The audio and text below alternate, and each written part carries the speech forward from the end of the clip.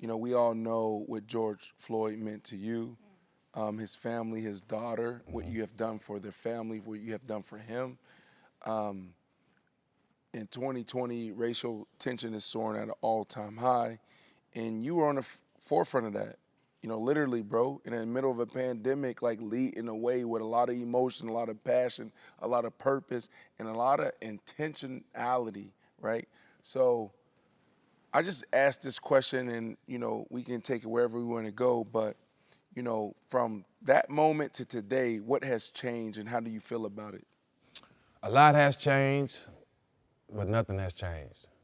We're still getting killed by police. We still getting treated like we're lesser than.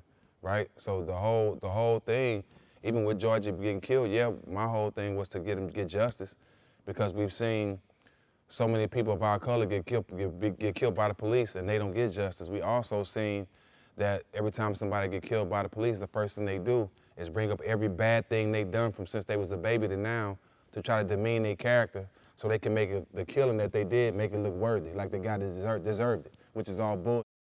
Right? Everybody has made mistakes in their past. But with Georgie, one thing that was different with him, out of all the people that have been murdered by the police, none of them had a professional basketball player that had one of the biggest podcasts in the country that everybody knew was the NBA champion.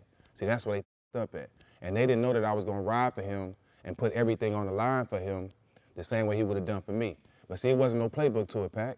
It ain't no playbook to seeing your friend die on TV, somebody who you look just like, who the only person on the earth that you call twin.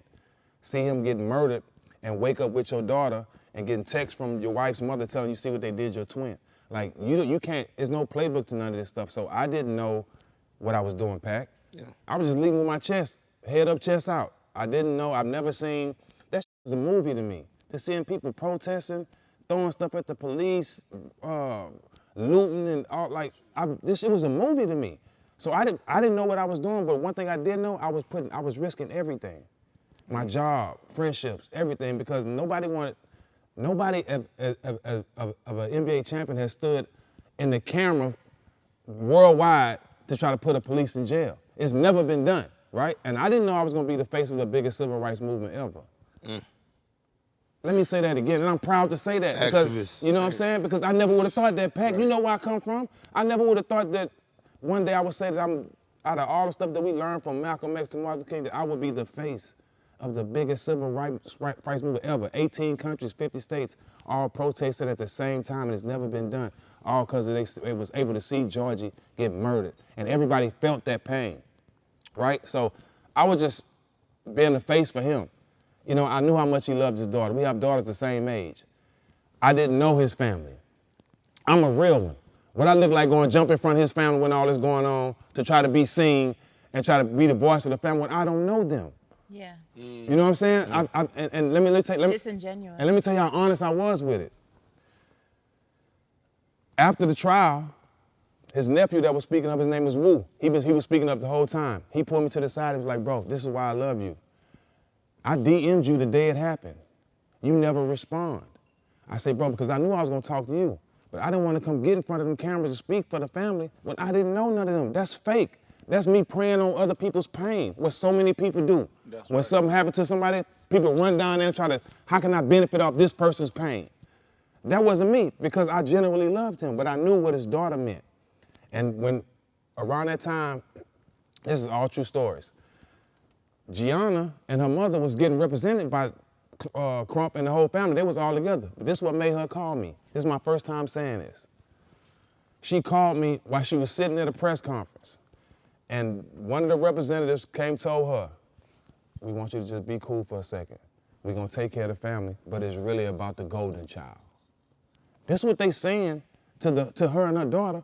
Our friend just got murdered. So that's letting me know the last thing they care about is these people pain. They're trying to see how they can benefit off of it, because they know if you throw the daughter out there, then everybody gonna jump, you know what I'm saying? So she called me instantly because she saw the fake, she's a real one. Yeah. Her and Georgie slept in the car together for years.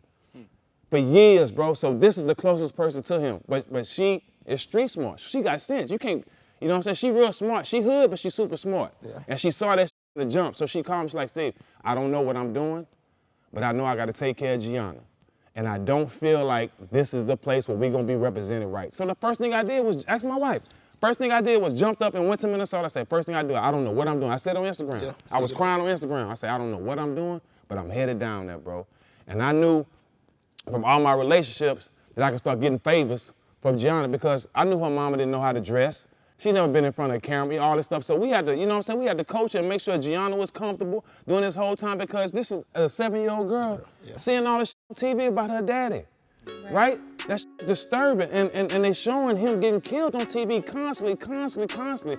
So this is stuff that we have to deal with, but also keep her in a good space where she still could be a child.